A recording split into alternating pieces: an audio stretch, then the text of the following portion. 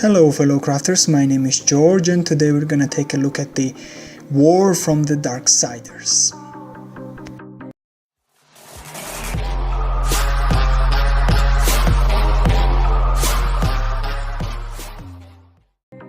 The sculpting took about 18 hours, it was quite a complicated project and took me about 6 pieces of clay. So it's the character from the Darksiders series, one of the horsemen of Apocalypse. Here you can see that I'm covering the frame, which first left hand is bigger than the right hand, as he's going to be holding a huge glove on his left hand, as you can see here. I have finished the muscle addition process and also made the glove detachable here to get into more details for it.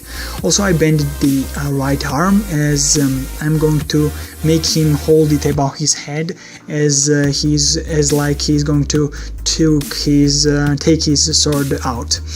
The sword building process is quite simple.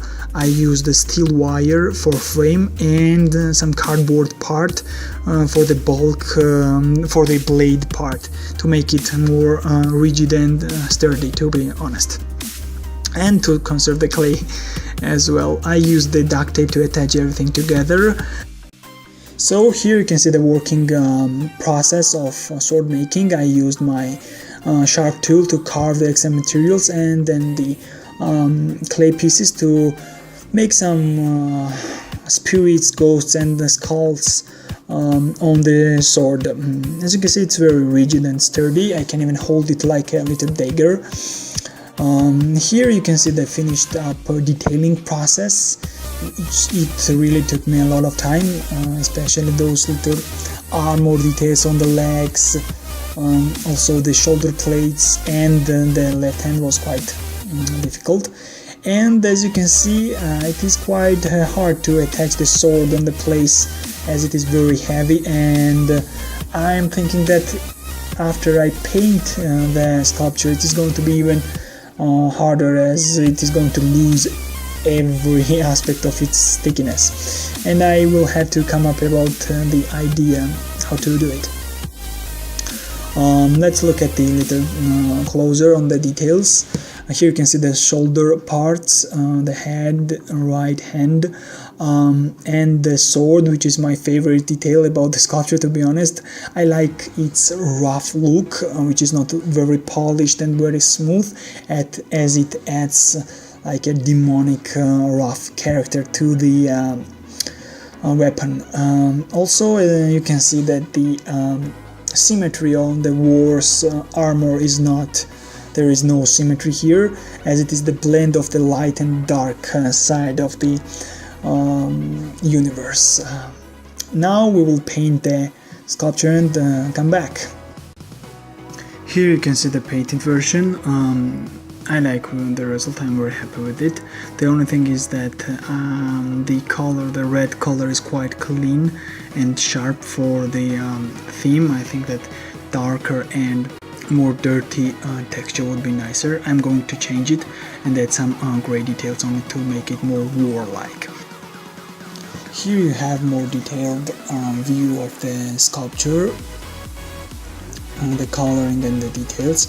The coloring was quite hard process, as there are quite a few details which need to be closer together with different colors, and it was quite hard for me to paint them in the tight spaces. The technique I used to attach the sword is copper wires, 2 of them actually.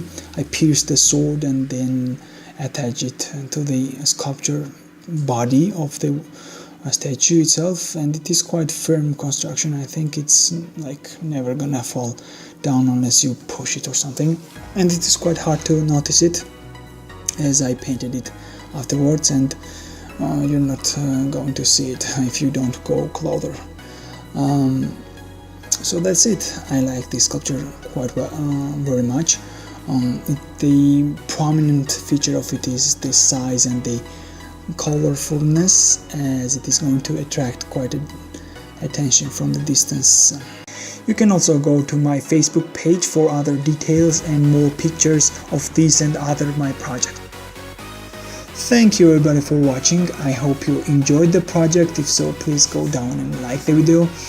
Also, if you liked it, consider checking out my previous projects and sculptures. That was it. Have a nice day and see you next time. Goodbye.